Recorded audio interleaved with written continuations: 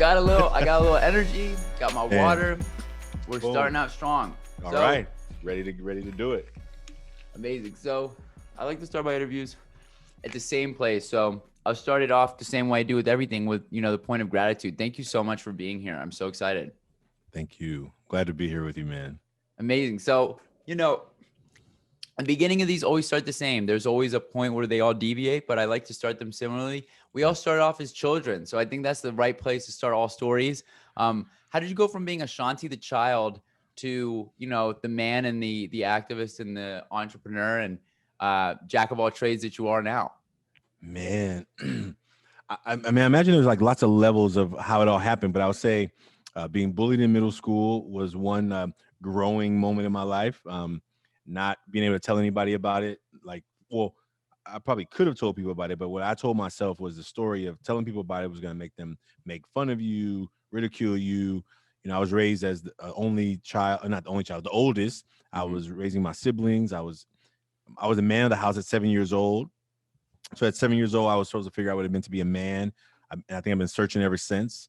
Never feeling man enough. Tough. I'm 6'1", 300+ pounds, right? Like I'm a big dude. Like I think I'm smart, but always searching, like not feeling from 7 years old that message of you have to have all the answers. You gotta be tough. You can't show any feelings, and then having to erase those messages over the journey of life. So I think it's almost as I look back at all those little moments of like pain points, it absolutely has created what I get to do today. And so, yeah, I would say one. I'm trying to think of one moment. Man, so many things are like ringing in my head. Like, what was one of those moments? I think one moment I remember is you want to hear a story, or you just want me to like? I love it. Yeah. However you choose to answer it, I leave it open ended.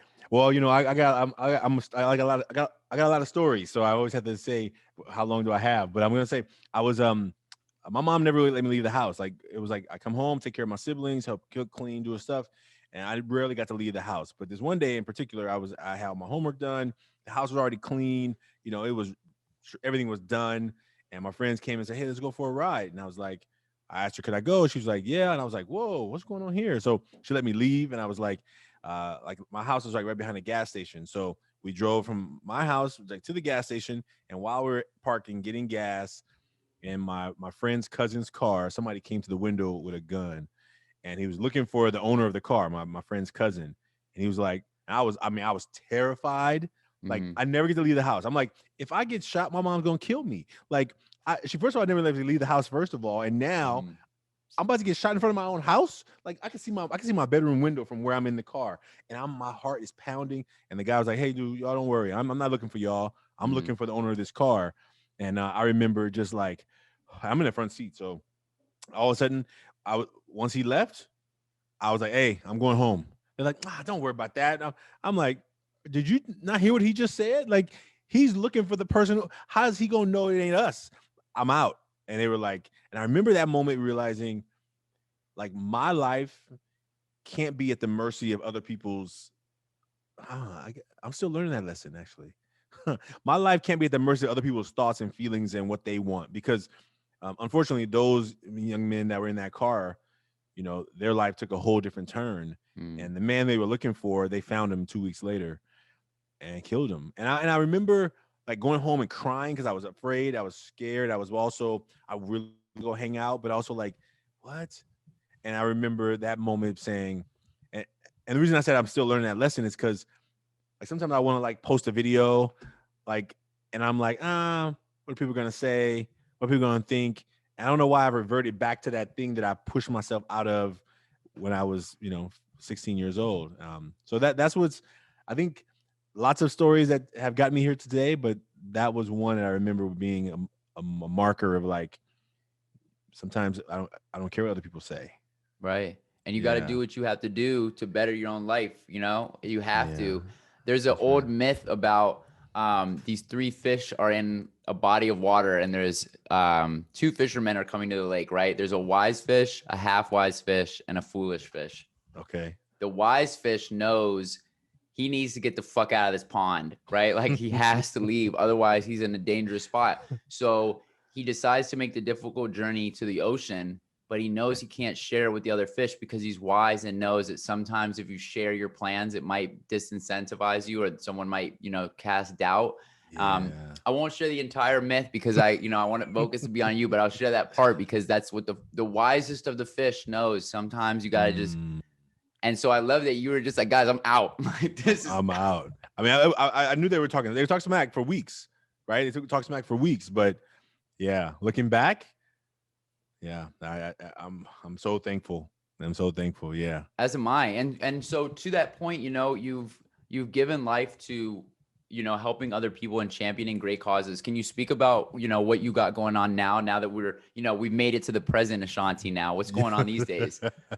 Well, that journey of like figuring out like going after trying to be an engineer. I graduated in engineering, started making money, thinking that I was looking for money because I wanted to be rich. I grew up poor and I was like, rich will be fun, like because poor is not. So and then I realized, oh, I'm supposed to be a teacher and teachers don't make money. And so, leaving engineering to become a teacher was like it was a good heart. It felt good in my heart. It didn't feel Hmm. good in my analytical mathematical brain. Like I hear it. this check doesn't make sense to me because the check we just got a couple of months ago was very different, um but I think deep down I started that first year teaching. I started this program called Ever Forward. It's a mentoring program for young men, really to give them a space to talk about their feelings, right? Really having a space to talk about stuff that they are going through in their life and not feel ashamed, not feel belittled, not feel like they're less than a man. And I think that that's been my work. And so we created throughout this journey of the work. That was, a long time ago, 2004, we started Ever Forward, but Mm. we were featured in a documentary called The Mask You Live In, which is about American masculinity and this hyper masculine narrative of being a man. And then just over the last 4 years, we created a campaign called the Million Mask Movement. And that campaign is really about giving space and voice to this idea that there's a mask that we often have to wear. And now everyone's wearing masks these days, right? So here's one of my newest masks. This is the mask that people think about these days, right? This is like a mask of a mask, right? I love that. But we're talking about these emotional masks, these masks that people don't know how to take off, like that I have to show the world this part of me and all this other stuff behind the mask I don't get to talk about. And I think that that's been our work. And we've collected about over 50,000 masks from more than 25 countries. And what we see, no matter what language people are talking in or their home language, but when they recognize that there's part of myself on the front, I can gladly let people see, and there's all this stuff behind that I don't get to talk about. And that's been, man, it's been so beautiful, giving people just that room to say, man, I'm not alone. Like there's other people. How are other people going through what I'm going through? I thought I was the only one, because oftentimes we're comparing our behind the scenes story to everyone else's highlight reel, right? Hmm. And in the highlight reel, most people don't really get really real. Every once in a while, you get somebody who's like, you know, somebody who, with 20 million followers will say, I'm having this struggle, right? But what happens if you have 10 followers? You may not be willing to like tell people that you're struggling with something because, if you lose half, if you got 10 million followers and you lose 5 million, you still got 5 million followers, right? That's one thing, right? But if you got 10 followers and you worry that telling people that you're going through some really tough stuff, they're going to leave, it may be hard to do. So we're trying to make it normalized that we're human and we're having the human experience. And so that's yeah, thank you for asking that, man. That's Of what we're trying to course. work on right now. No, I love, and I'm so grateful for it. And from personal experience, because I think that you're saying incredible things, and I think that your story kind of highlights that. How did you go from, you're an engineer, one of the most coveted jobs that someone can have. What happened that you were like, this isn't fulfilling me, and I need to go into something more like of service? What was that experience like?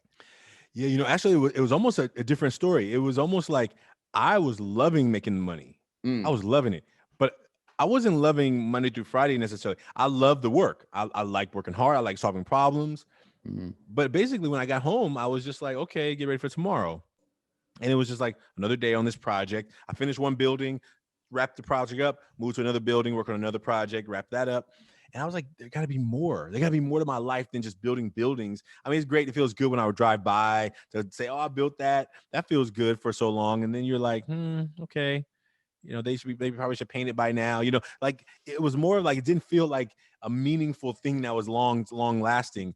Um, and so I was like living for happy hour. So happy hour, Friday around 5 p.m., happiness started. I thought I was working for happy ever after. They told me if you go to college, and get a good job and you make a lot of money, you can live happily ever after. But pretty much, I was waiting Friday around 5 p.m. I knew all the Bay Area happy hours. We had free food, free drinks, free bands, free blah, blah, blah. We had them mapped out. But it wasn't like happy all the time. And it wasn't that. And so I think that what happened was I got invited to tutor at this learning center and this program called Upward Bound. So I was tutoring at this learning center and then Upward Bound. But I'll tell you about the one at the learning center. Mm. This young man named Lucas. So this is in a town that doesn't have a lot of people who look like me. So I'm tutoring math at this learning center. And this place, I come in and they told me I'm tutoring Lucas. Kid Lucas, I go around the corner. Lucas is there at the table. And he's like, he looks up. And I was like, you Lucas? He was like, yeah. I'm like, oh, I'm here to teach you math. I think he was shocked, first of all, that he saw this dude with dreadlocks talking about teaching him math, right? I was like, man, I got this. What you talking about? Give me what you're working on. And he was trying to work on polynomials, multiplying polynomials, algebra. He was hating it. And I was like, okay, can I show you a shortcut? He was like, there's shortcuts? I'm like, man, there's all kinds of shortcuts in math. I showed him the shortcut. And literally in the moment that I showed him, he said, let me try it. So he tried it. He said, is that right? I said, I don't know. Check the back of the book. He flips to the back of the book. The answer, he looks. I see that thing they see in movies where people see like rainbows and butterflies. Like it was almost like I heard chirp, chirp, chirp, chirp. It was like a movie. And I'm like, that feeling, I will never forget it. And I will never, it is what it helped turn that fire on to be like, that's what would make you come alive. Like me helping him with this thing that he can't walked in hating it. And then he was like, I got this. Like, man. And I realized that my work was so different. The engineering work, you build a building, you finish the building, they say, hey, thank you, where are my keys? And you give them the keys and you will leave, you walk away. But that kid, right, turned into something different. So it was a sign that it was like, yeah, I could keep doing the work, making the money. I could. And then it will stop me. But do I want to be doing this for 40 years where I'm just like, and it was a hard decision. Like, I mean, it's one thing to be like, I'm leaving something I hate. I liked it. I loved engineering. I loved building amazing buildings, but I didn't feel like the value of it was long term for me for what I wanted to give back to the world. And literally, I thought I was going to go to teaching for 2 years. I thought I was going to do like the Peace Corps, right? I'm going to go teach in my Oakland city, and then I'll come back to the money. And that was 2002. So obviously, I haven't yet been back. So this is what I really believe that I was born to do.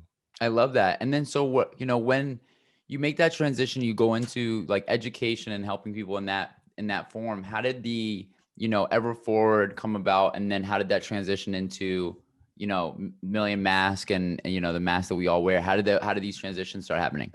Yeah. So first year teacher doing a horrible job, like making a little bit of money and a failure. Like, so I'm broke and I'm a failure. Like, I mean, I signed up to be broke, but I didn't sign up to be a failure. You know what I mean? Like, what's wrong? Like, and what I realized was that no one told you that, oh, you have this passion to teach, but teaching is not a one-way street.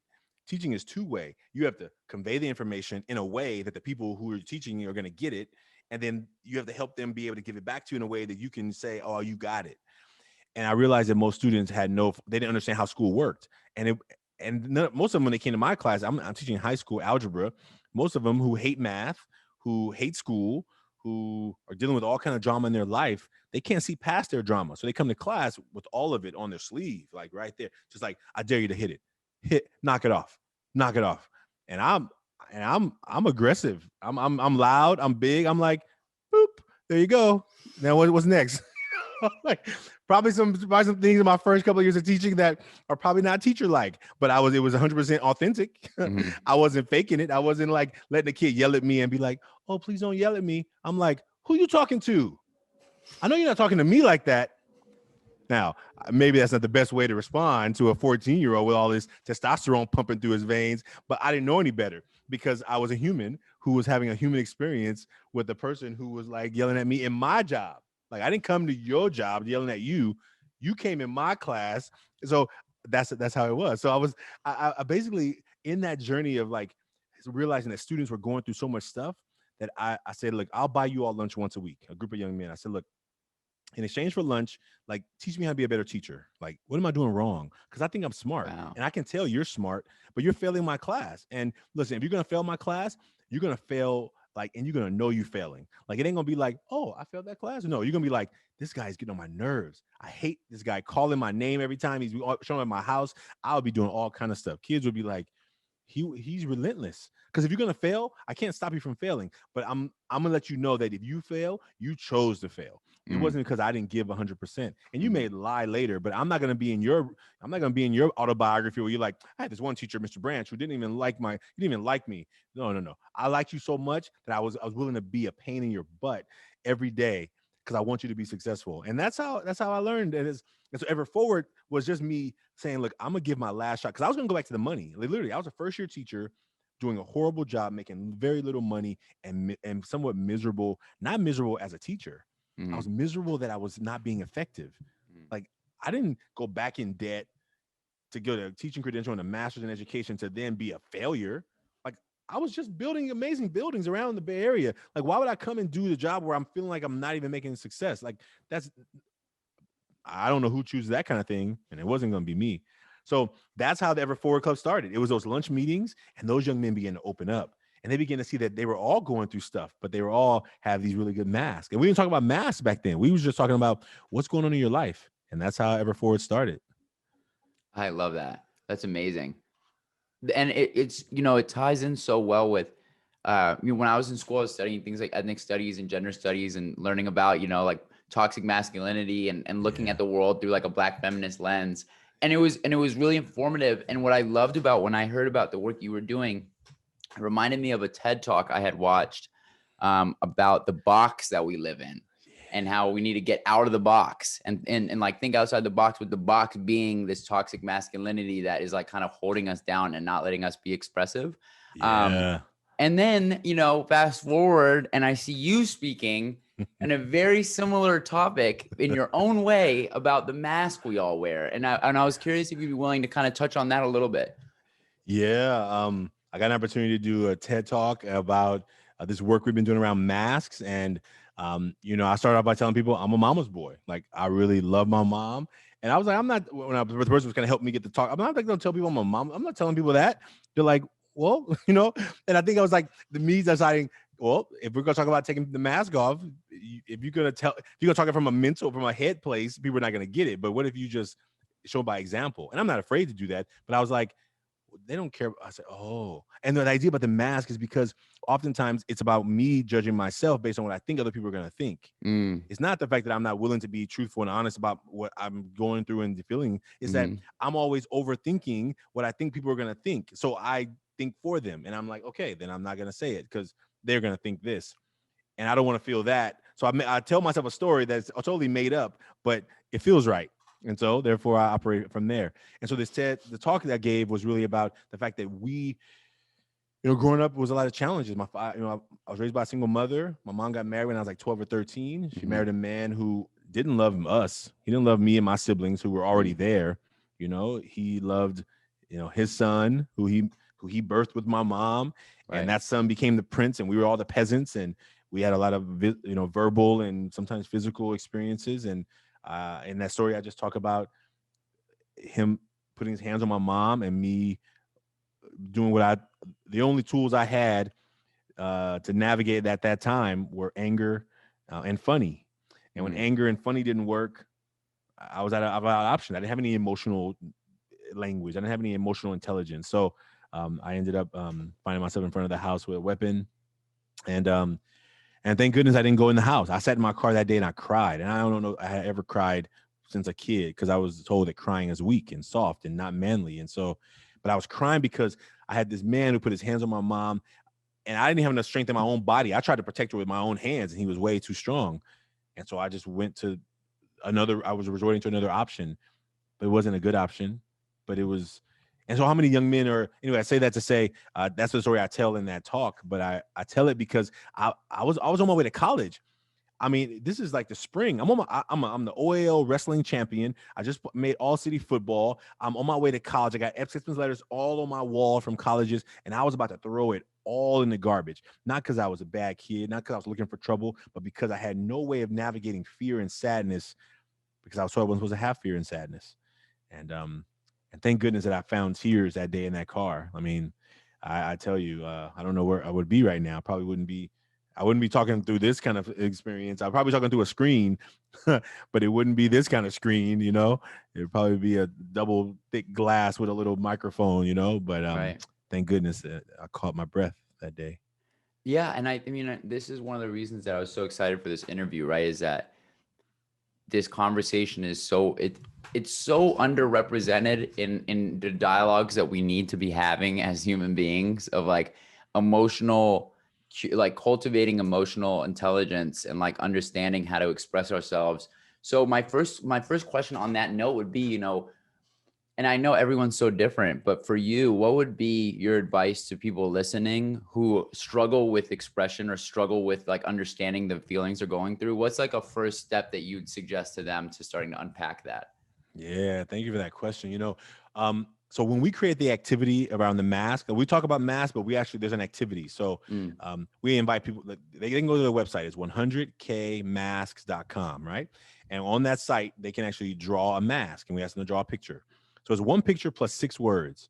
I mean, it sounds pretty simple, right? One mm, picture plus 6 words.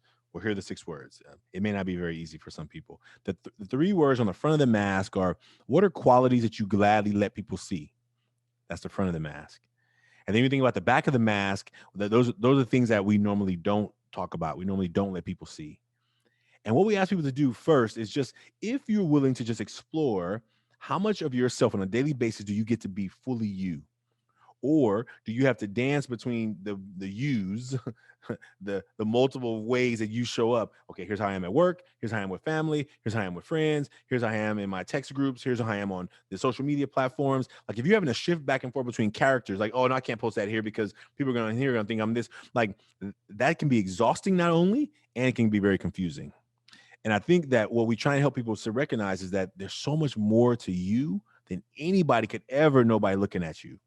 And that's been our work. And so when we start there, we help people recognize that, wow, there's somebody else going through what I'm going through. How is that possible? Because remember that comparison thing. And one of my mentors says, comparison is a thief of all happiness.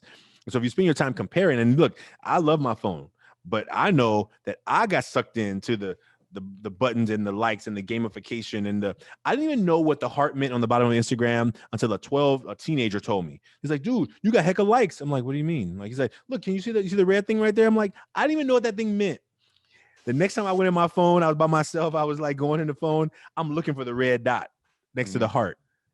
Like, the dopamine, like, this sucked me in. I was upset. I'm like, yeah. what you mean nobody liked my stuff over the last, 2 hours since I've been in here? And it's because that's what this is for. It's for attention. And if you get sucked into like trying to perform for attention, then you're never going to be enough. There's always going to be somebody who has more, better, different, special, right? And you can be trying to keep up with the Joneses, as people say, right? So I think that that's how it came to be. It came to be in this space of like, man, if I can just get really concrete within me, then I can help other people recognize that if you recognize that there's so much more to you, then maybe you got to find that one person. Maybe everyone doesn't deserve to hear your story, but you got one person in your life who you can get really real with? Like, do you know that you're not really alone, even though it may feel like it? But if you operate, I'm alone, and I'm not gonna tell anybody I feel alone, and so therefore, even the people who will be willing to be on your team and on your side and have your back don't even know, because every time they see you, you're smiling and everything's fine. Right. It's kind of like this image. I'll show you this and I'll describe it. This is the image of the campaign, right? So if you look at this face, on the outside it says "I'm okay" on the outside. Mm, But if you look a little closer, in between "I'm okay," there's a word in between there, and it says not. "not." And the artist, who's one of our former students, he was one of our first members of Ever Forward. He said, "Well, he's an art teacher now, by the way. So not Oh, I only, love that. yeah, not only he's an artist, he's an art teacher. This makes me feel really proud. But and I didn't try and make him a teacher. I know he's an amazing artist. He said he put "not" over the face, over the mouth, Mhm. because and it made it hard to see in terms, because it's hard to see if people are not doing okay if they say "I'm okay." Right. And he put it over the mouth because it's really hard to talk about. Wow. And I was like, oh man. So that's the image of our campaign. It's like, yeah, we know that we don't expect it to be easy for people. We just know that it's important that they do it. And Mm, so we say, look, how do we help you begin to have that conversation with one picture and 6 words? And then right. after that, hopefully you begin to find more people in your life who are willing to hear 6 words from you. Mm. one picture and 6 words, and then we Wow. can begin making more connections. That's amazing. It's such an incredible endeavor. And, you know, one thing I love about it is if people really got comfortable sharing and expressing themselves in that way, Yeah, who knows what kind of world we would have? Because then we'd be able to have really uncomfortable conversations with each other yeah, about how we make each other feel. yeah, Right. yeah, Because once you yeah. know how you feel, you can express to someone else that how they impacted you. And That's like right. That's right. that, That's right. that empathy. Man, and imagine if you knew that you had people you could talk to about what you were struggling with, and knew that they weren't going to walk away. Yeah. Knew that they weren't going to be like, "Oh, that's a little bit too much. Now you did too much. Now I'm out of here." Right? I had one young man at a school. I was a group of boys. I was like, "So why don't you talk about this with your friends?" And he was like, "Well, for my friend group, I want them to keep inviting me back to stuff. So I don't talk about real stuff going on in my life because I don't want to be the downer in the group." Because he knows the consequences of being the person who's a downer. Because I'm sure there's been a downer before, and the Hmm. downer, then they know, okay, don't invite him back because he's going to only talk about his problems, and we don't want to hear about his problems. And then what happens? You got a young man's like not getting invited back. He's wondering, wait, I thought they were my friends. I thought I could talk Hmm. about my real stuff. And now I know that, oh, my next group of friends don't talk about what you're going through. So it gets trained out of us. Yeah, I think Yeah. it gets nurtured out. I think nature is to be like babies when they're feeling something, they're going to cry about it. They cry and they're like, and then they're done crying, like, okay, let me go play with something. Right? It's only adults who walk around like we're fine all the time. And then what happens is it builds up, it builds up. It's like energy in motion. You know what's Yeah. going to happen? It's coming out. Yeah. It may come out against ourselves. It may be self-harm, maybe substances, it may be relationships, it may be all kind of things that come out, but it's coming out. And Yeah. so what we say to young people is like, how about we give it, we bring it out in a Hmm. healthy place Hmm. so that we don't have to let it pop out when we least expect it. And that's what we Right. try. Yeah. And I say that to people as well in my own way. I'm like, when you need to have an uncomfortable conversation, it's needed. And especially for people that are like, oh, what, a buzzkill, whatever. It's like, if we have an uncomfortable conversation, we're going to have so much more fun afterwards because we've cleared the air. Like we had some conversations have to be had. Um, you know, one day the world will realize, and it'll be because of people like you. So I'm super grateful for it. And I have a Oh, question that's on this topic. You know, you've yeah. given us some amazing words of wisdom, but I'm sure based on the man that you are, that you've had peers, friends, lovers, and rivals who have said amazing words of wisdom to you. So I'm curious, Mm, you know, what are some words of wisdom that people have said to you that inform you on your journey? man, thank you. Um, I after I left college, I was like, I'm never reading a book again, ever. And because I didn't want to, I was like, this is like reading all the books, burn them all, put them somewhere so I don't ever have to see them again. Um, I on my first job site, um, a man who I met there, we began to connect. We started playing like chess together. Mhm. Um, he gave me a book. I was on my way to Brazil. I was on my way on my first trip out of the country. I think it was Brazil or something. He gave me the book, The Alchemist. And so I think a lot of I never had mentors in my life growing up. So I think a lot of the mentors I had were in books, you know? Mm.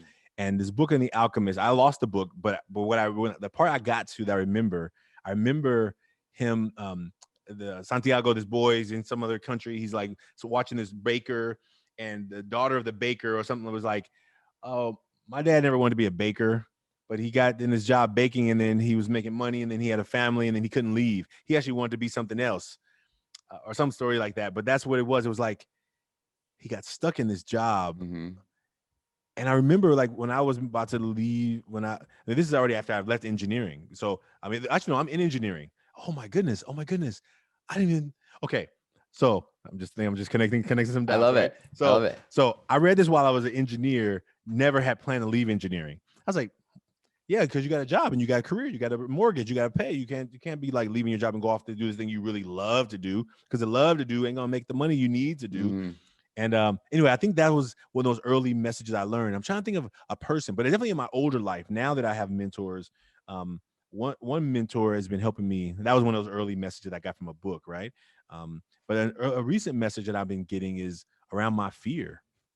Around my fear. When we first created the Million Mask Movement, I had the idea of the Million Mask Movement. I loved it. It was like MMM. I'm really a big numbers guy, and letters, and it was really cool.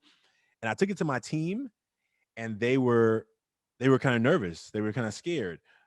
so we, in that meeting, literally me bringing it to them, we scaled it back from the million mask movement to the 100,000 mask challenge. And I was telling my mentor this on the podcast, right? And he was like, "Well, hold on, let me just say something. Let me say something." He says, "Let me just possibly say that maybe when you took it to the team, you let their fear awaken your fear, and therefore scale back your dream." And I was like, "Oh man, I hate you." Like, no, not really, not really. I was more like saying, "Oh, you're reading through my story, right?" Because the story that I was telling myself and that I was telling was that, I went to the team, they were nervous, so we scaled it back from 1,000,000 to 100,000. Right. But it was my fear. It was my fear of like, how are we gonna get to 1,000,000? Yeah. So when they were nervous, I was like, okay, it's easy to scale back. You can take 1 0 off. You're at 100,000. So hey, let's just do that. And I remember that being like when I heard that from him, I was like, you're right. I did. I was already afraid. I was definitely afraid. And anytime you bring something to your team as a leader, you may have some fear. I mean, I was convinced we were gonna do it, but I realized that was something that was really real. So yeah, there's so many things I'm thinking about what people have told me, but that's one that's recently of me not letting fear take over. I love And it. yeah, No, it's so valid. And I mean, it's a testament to, take the leap, do it. It's going to be hard. It's not going to be easy. It's going to be scary. that's Either right. way, life is scary no matter what you decide. Even like the engineering path, even the path that is the society recommended path. It Yeah, comes with struggle. It comes with hardship. that's right. You got to pick your hard. That's right. That's right. You gotta pick your hard for sure. And I think it's easier to pick the hard where you're yourself, Yeah, That's yeah. an easier one to live with. There's a friend of mine, poet and author, and he's a preacher. He has this poem called Two Pains, Mm, right? The pain of pursuing and the pain of not doing, mm, right? mm-hmm. Because the pain of not doing is like if the thought went away, then it probably wasn't meant for you to do it anyway. But if you are like, if it keeps ringing in your ears, it's something saying, "Hey, maybe you're supposed to be doing this, and you're not doing it." So therefore, it's going to keep reminding. Kind of like a book I'm trying to write, right? Like, I've been working on whatever barriers are in the way, but there's lots of barriers in the way, and I'm getting, I'm working on that. But the fear, the pain of not doing. If the thought of the book went away, I wouldn't have to be worrying about it. But you know what? I Mm-hmm. think about it every day. Like I think about it every day, and every time I see somebody on one of my friends say, "Hey, will you help me promote this new book I just wrote?" I'm like, That's the worst. "Oh, this is like," and I help them promote it. I send it out to everybody. Blah blah blah, and I'm like, I Could have promoted so been many me. people's books, and I'm learning. I'm learning. Okay, hey, if you don't write it, people are gonna keep doing it, right? And anyway, that's the journey that I'm on right now. Well, I look forward to reading the book when it does come out. We'll be waiting and we'll do an episode promoting it. Awesome. And then we'll promote my book afterwards because I also need to get my book read. Yes. Okay. Right. Well, maybe we can set up some kind of weekly check-in. Accountability partners. I'm with Yeah. it. I love it. Absolutely. Absolutely. On that note, speaking of projects that you have in the works, is there any projects that people should be getting prepared for? As we put this out and as we move into the future, anything that people should be paying attention to? Yeah, man, we're super. So we just created a game. So Ever Forward as a club, right? I started this in 2004, and people over the years have said, "Man, Ashanti, you're ever forward, and if you leave, what's going to happen ever forward?" And I'm like, "Well, it should keep going. Mm-hmm. Like kids are always going to need mentoring." And Mm-hmm. what I realize sometimes it happens. Maybe they say it in a way that make me feel good. I don't feel good. I feel actually more nervous that what I'm doing is not creating longevity, but I didn't start this to create a business. I don't know about. I'm still learning about what it means to scale an organization. I know about mentoring. I know about Mm-hmm. creating experiences. Right. So anyway, I say all that to say we created this game. It's called Ever Forward Club: The Adventure, and it's on Indiegogo right now. We just launched it. And so basically, this is like the cards. It's a card. It's an adventure. So basically, the way you win each round is by answering these questions, which are really like questions we ask our young men in the work. And they're deep questions. They're like deeply meaningful, personal questions. Oh my God. So we had a practice game here the other day. This is the prototype. We printed them out. We Looks have awesome. Oh man, we have characters. There's like different challenge cards, and I love it. oh, I'm super. So there's like the different challenge cards are Weathering the Storm, Sunrise, Sunset, The Big Boss, Leap of Faith, and like challenges, right? And man, so that's what's new, and it's exciting because what I hope is that I tell people it's kind of like this thing where people say, "What's your superpower?" I think I try and listen twice as much as I talk. I mean, in this conversation, I'm talking a lot, right? But I think in my I asked interactions, for it. in my in my interaction with like young people, I try and like ask a lot of questions, and I try and just be quiet and listen. And that's what I want people to do. I think that I don't really think, yeah. So I'm hoping that what I leave on this earth is that all we gotta do is just be willing to be the one. I think one of my mentors says, in this work, we don't need any millionaires. We just need willionaires. Like, will you step in to do something? Like, you don't need to have $1 million to be a part of this, but do you have the will to say, I'm going to do something? And if we can start asking people more questions and listening more, I think that we can change the world, because I think most people don't get listened to. And that's what I'm hoping this game will do. It will open up conversations between friends and families, and they're deep questions. And you can choose not to answer it deep. Like, you don't have to answer it deep. You can answer from the front of the mask. Oh, I'm just gonna tell lightweight. Or you can go to and more points if you go to the back of the mask, right? So it's a way of incentivizing going deeper. And Mm, that's our new project. It's called Everforward Club, The Adventure. I love it. It's out right Yeah. now. It's on Indiegogo, so we're in final stages. We're in the final. We just finished all the questions. Now we're working on the all these are the original character cards, but they're all painted now. So these are the pencil sketches. It's happening. I love it.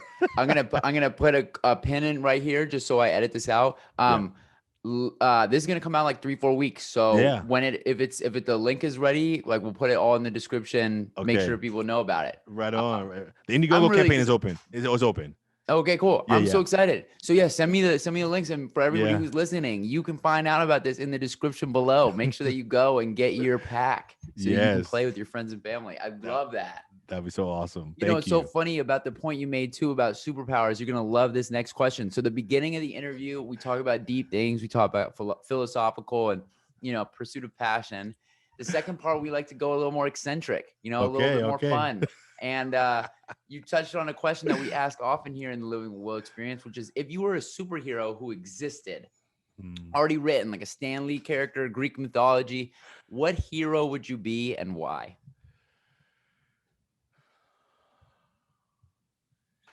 Now in the Odyssey, Telemachus got on the boat to go look for his pops, and on the boat was Mentor, and Mentor was not there to give him answers, but there to ask him questions to guide him where he was trying to get to. Mhm. I don't know if he's considered a god or whatever, but I would think I would be Mentor. Love Like, that's that. it's one of my favorite stories. Yeah. I love the Odyssey. No one has ever brought I threw the Greek mythology in just as like a, and I'm so glad that you jumped on that because that's my shit. I'm so glad to hear you say that, and I agree. That's a great one. And this next part, I appreciate the answer so much, and I'm excited to hear the second part. So now you create the superhero.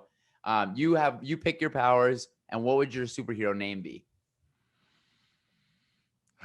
Okay. We've been talking about this a lot. So it would be El Rama. El Rama. Rama is a branch in Spanish. Mm. So in high school, I was the only black person on the wrestling team, and they called me. They always talked in Spanish. I never knew what they were saying, but they always called me Rama, and Rama was my name. So anytime Mm. they say Rama, I know they were calling me. So I'll be El Rama. That would be and I would be able to speak every language. Like, I would Ooh. be able to, wherever I went, I just blend in. I just talk, and they're like, "Are you from here?" And I'll be like, "Yeah, of course." Like if he said they wouldn't even know it, they'd be like, "How do you speak so well?" Because that's my magic. I get to communicate with I'm people El from all Rama. over. I'm El Rama. That is amazing. To all the cartoonists and graphic novelists who listen, send us some mock designs about Rama. Let's get this going. Let's get it off the ground. El Rama, I El love that. Rama. We All need right. it. We need it. I listen.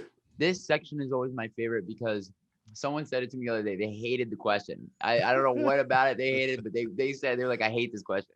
But they Oh, were like, they're like, does this say something about my character? Like, are you trying to figure something out about me? And I was like, I never thought about it like that. I just like superheroes, but you're dead right. There's gonna show some sort of personality trait. If you're like, I want all the money in the world, and yeah, okay, all right, we know who you are. And I love that. It's like, it is a form of unveiling the mask, because it's like, Yeah, people are gonna be honest. that's right. That's right. We start talking about superpowers, we get to the bottom of some things. But Oh man, that's so exciting! And you know what we're gonna do, and I'm so glad you said that, because in this next season, like the next extension pack of this game, people are gonna be able to like create a character. And what we're asking people to do in this thing is we're actually telling people we're trying to eliminate magical powers. We were talking about like what are the human powers that you have? What are the connection powers? What are the love listening that. power? Like, so we're trying to think like, and we create this ever forward universe. Like, oh, these are the listeners. These are the motivators. These are the heart people, right? Like, just like I don't know. We're just it's still new, I but it's love that. exciting. Well, because it's also realizable. You can become that superpower. Yeah. If you're a good listener, you Yeah. could be known for listening. You That's can go right. be a therapist. Like you know what I mean? Like That's right. we can turn these into real life things. So I actually love that. And we're gonna make this a Living with Will original moment. Where I'm gonna start asking people, what do you think your superpower is right now? Yeah. And I'm gonna ask you that in this moment. If you had to say that you had a superpower today, what do you think it would be? Oh, this is a funny story. Okay, I would say I care.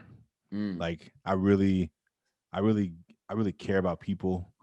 And I was one of my young men who had disappeared. He disappeared for probably 4 months. He stopped replying in my text. He was hiding out. Finally replied after Christmas. And when we finally met up, we had a talk for about an hour. And he said, "You know what?" He said, "You're like my Jiraiya." And I was like, "What the who is Jiraiya?" And he was like, "You gotta go look it up." That's what I used to tell him all the time when they ask me questions. I was like, "What?" So now I go look up Jiraiya, and Jiraiya was a mentor for Naruto. And I'm like, "What?" Like, so I think like the fact that I was just in the car, just listening to him, like, I didn't give him anything magical. I just helped him pull out of what was already in him. I'm not here to. I don't have any tools. I don't have any money. I'm just a person who sees you, maybe for more than you see yourself. And my job is to help bring that out of you. And so I don't have no magic toad like Jiraiya, but I do have ears and I listen and I ask questions. And so I think that's what my power is connected to. What a compliment too. He Oh, really, that is so kind. I mean, he clearly recognizes your importance in his own life for him to say yeah, that to you. That's really man. beautiful. And it was amazing to go look it up and then realize who he was talking about to say, oh wait, like wow, I had to look it up and read what this person was. And I'm like, Mhm. oh, right. Like, man. So That's so yeah. beautiful. Thank you for asking that. Right. Thank you for asking that. I'm grateful for the moment I got to have that. I'm a fan of Naruto, so that I know what that means for him to say Oh, that to you. I'm glad you just said that. I have something I'm gonna send you. I was okay. So once we get finished, I got something to send you. Awesome. I love Okay. it. All right. All right. So this next series of questions, right, is for the underrepresented arts. I think that unfortunately in society we don't recognize the universal language we all speak, which is the language of food.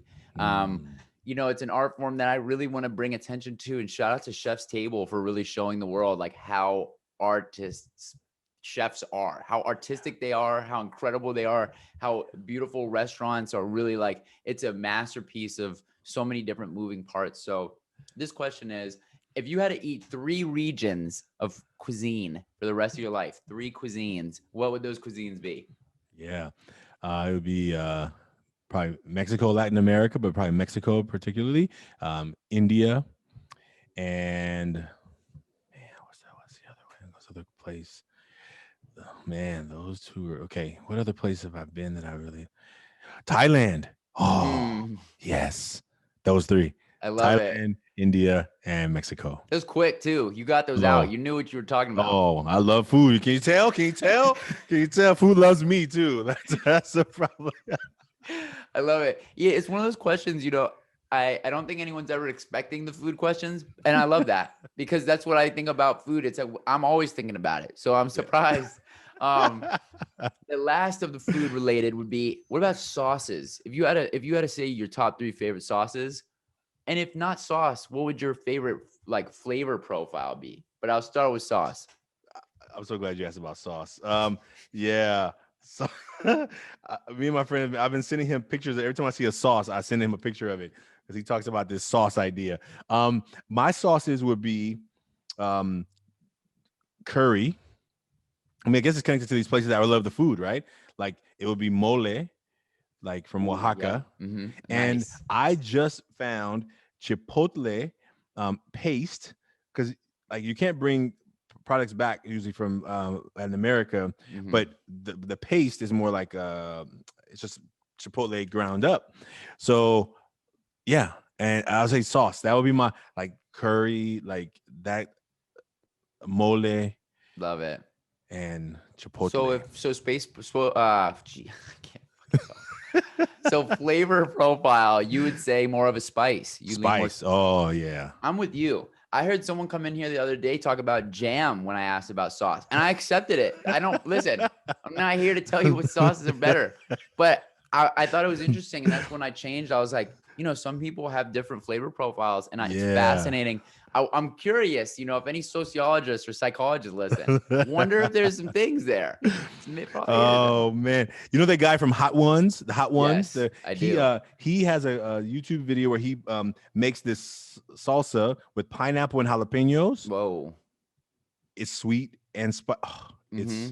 it's absolute. It's actually I've made it a couple of times. Incredible. I'm a huge fan of his. Shout out to Hot Ones. Yeah. Get me on the show. Come on, What are you doing? let's go. I'm already sweating right now, and I Bring haven't us even both. started. Like, I love that.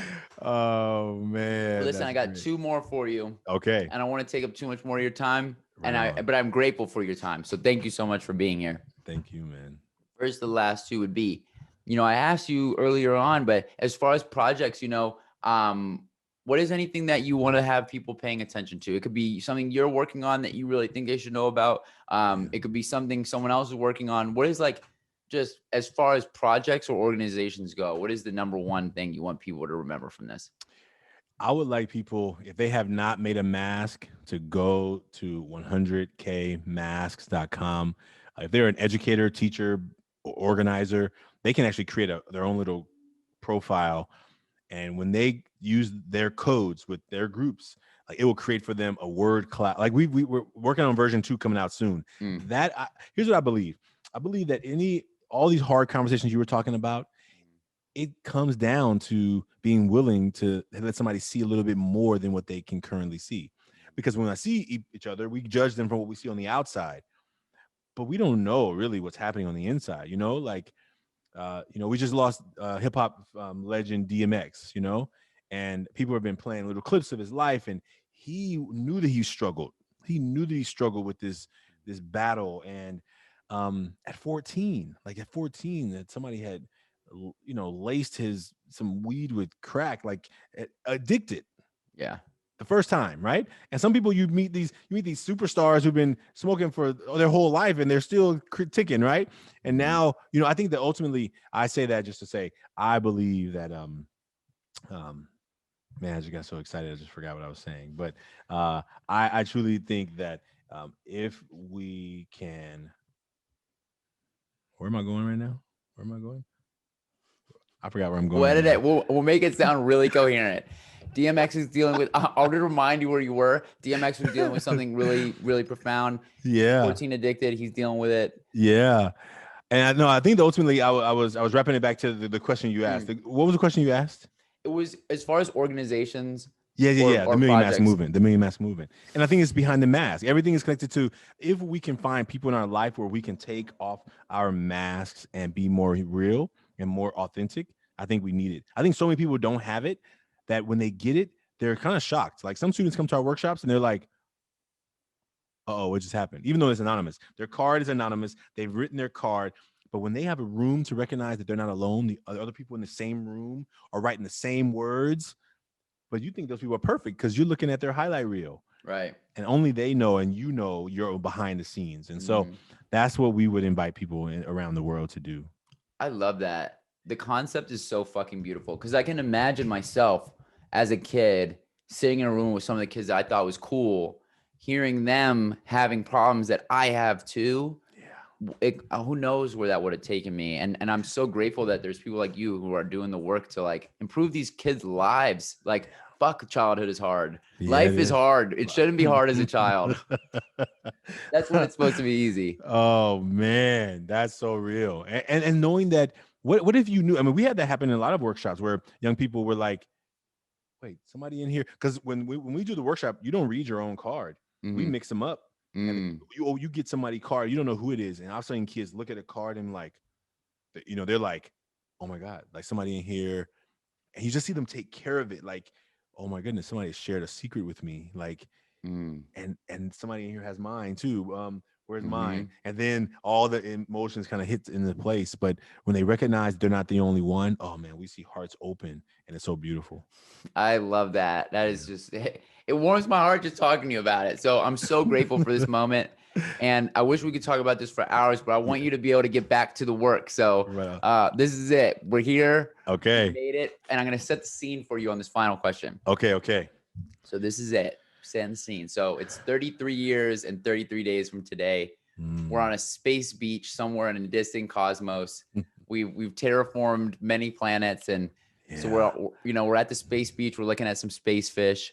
They're projecting this interview across the cosmos, and we made it an NFT. It's sold on the blockchain, and there's an absolute wild party. Everybody's celebrating the space. They're celebrating the interview. It's beautiful, and it gets to this point. Everyone's like, "Oh, final words, final last question." And so what would you want to hear yourself say 33 years from now? What would you want to hear your final thoughts be to the audience?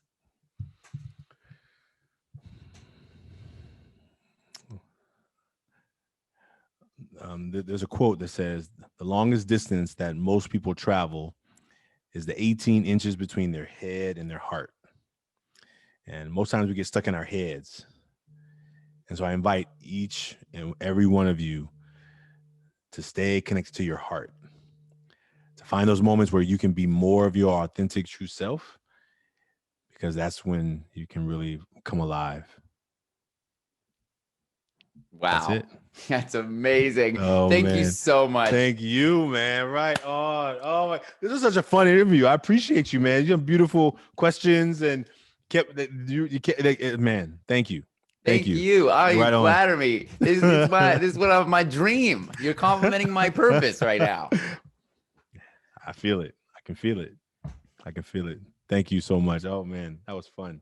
I was sweating over here. Honestly, I don't know if you saw me. I was sweating. I had to like wipe my face. I was like, "Why is it? How am I sweating? What's going on here?" Like, I haven't moved. I'm like, "What's going on?" I'm like on the hot seat. I'm like, hot ones. There's another type of hot ones. Okay, shout them like, out. Sweating like a madman. Bring them on show. Who knows what's gonna happen if you guys have them, man? Oh my gosh, that was great. That was amazing. I regret that. I carried the supply like a kid pack, and you ain't have to talk, you just stare back. You already know where my head at. I'm trying to get this bread, Jack. And really, I ain't trying to hear that. It's clear that the shit a nigga talk about really done did that. I really done lived that.